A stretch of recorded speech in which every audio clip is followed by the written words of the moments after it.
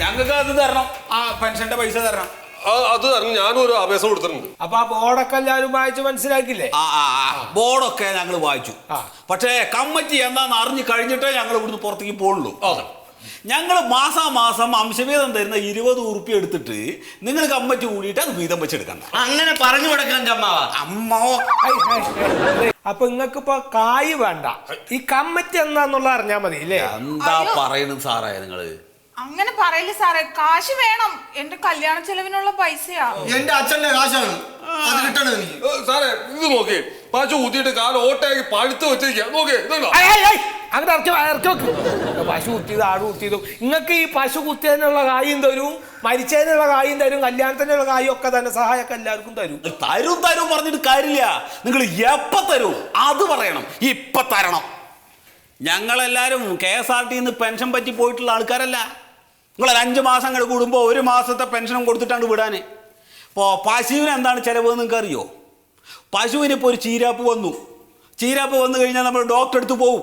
ഡോക്ടറെ അടുത്ത് പോയി കഴിഞ്ഞാൽ ഡോക്ടർ അങ്ങോട്ട് വലിച്ച് എഴുതും. 12 സെന്റിമീറ്റർ 13 സെന്റിമീറ്റർ ഉണ്ടാവും ഓരോ ഗുളിക. ഈ ഗുളികയ്ക്ക് വില എത്രയും സാറിന് അറിയോ? ഡോക്ടറുടെ പോക്കറ്റിൽ ഞാൻ എത്ര ഉറുപ്പ്യ വെച്ച് കൊടുക്കണം നിങ്ങൾക്കറിയോ? ഇതൊന്നും നിങ്ങൾക്കറിയില്ല. എന്നിട്ട് ഞാൻ വർഷത്തിൽ 500 ലിറ്റർ പാല് കറക്കുന്നുണ്ട്. 500 ലിറ്റർ പാല് കറന്നിട്ട് സൊസൈറ്റി കൊടുക്കണ ഒരു ക്ഷീര കർഷകന് ഈ പെൻഷൻ കിട്ടാൻ അർഹതയുണ്ട്.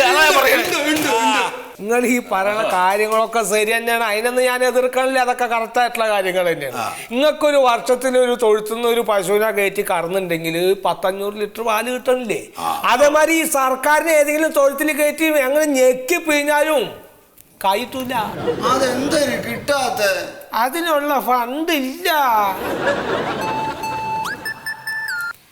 ഹലോ, അത് ശരി. പട്ടി കടിച്ചാ? അല്ല തന്നെ അതോ പശുവിനെ? കടിച്ചിട്ടില്ല. അത് ശരി. അതൊക്കെ ഉണ്ട്. അതിപ്പോ പട്ടി കടിച്ചാലും പാമ്പ് കടിച്ചാലും ഒക്കെ 2000 ഉറുപ്പ്യ തന്നെ സഹായം ഉണ്ട്. അപ്പൊ കടി കൊണ്ടിട്ട് പോയോ കേട്ടാ. ഓരോ സംശയങ്ങൾ. അപ്പൊ ഫണ്ടൊക്കെ വരും സാറേ? ഫണ്ട് വന്നാലും കമ്മിറ്റി കൂടണോ?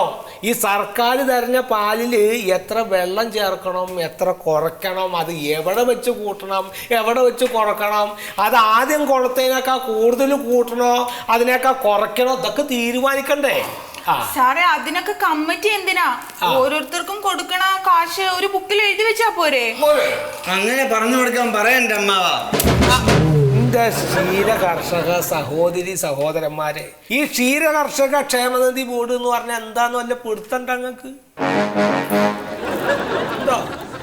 24/8/2005 കേരള ഗവൺമെന്റിന്റെ ഓർഡിനൻസിൽ തുടങ്ങി 13/4/2007 ആരംഭം തുടങ്ങിയ ഒരു സ്ഥാപനമാണിത്.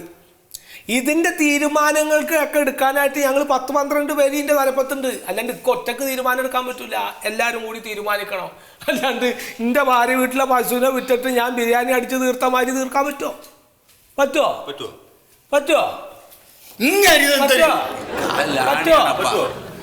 പറ്റൂല.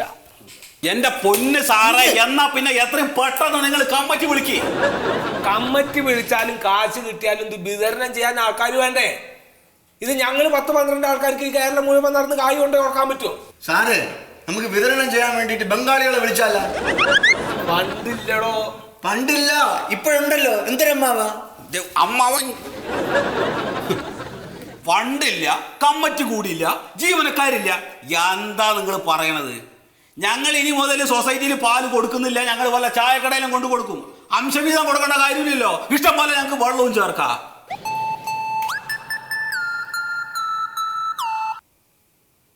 ഹലോ, കമ്മിറ്റിയോ? അതെ, കമ്മിറ്റി കൂടിയോ? അത് ശരി. ഈ ശനിയാഴ്ച 11 മണിക്ക് അല്ലേ? കുഴപ്പമില്ല ഇൻഷാല്ലാ, ഞാൻ 9 മണിക്ക് തന്നെ എത്താം. അങ്ങനെ ആവട്ടെ. കമ്മിറ്റി കൂടിയല്ലേ സാറേ? ഇത് നിങ്ങളുടെ കാര്യം ചർച്ച ചെയ്യാനുള്ള കമ്മിറ്റി അല്ല, ഇത് ഞങ്ങളുടെ സംഘടനയുടെ എക്സിക്യൂട്ടീവ് കമ്മിറ്റി. അതായത് ഞങ്ങളുടെ പെൻഷൻ പ്രായം 60 ആക്കാനും അത് ഗവൺമെന്റിന്റെ ശ്രദ്ധയിൽപ്പെടുത്താനുള്ള ഒരു കമ്മിറ്റി. അപ്പൊ പെൻഷൻ ഒന്നും കിട്ടൂല. വാ അമ്മാവാ. അമ്മാവ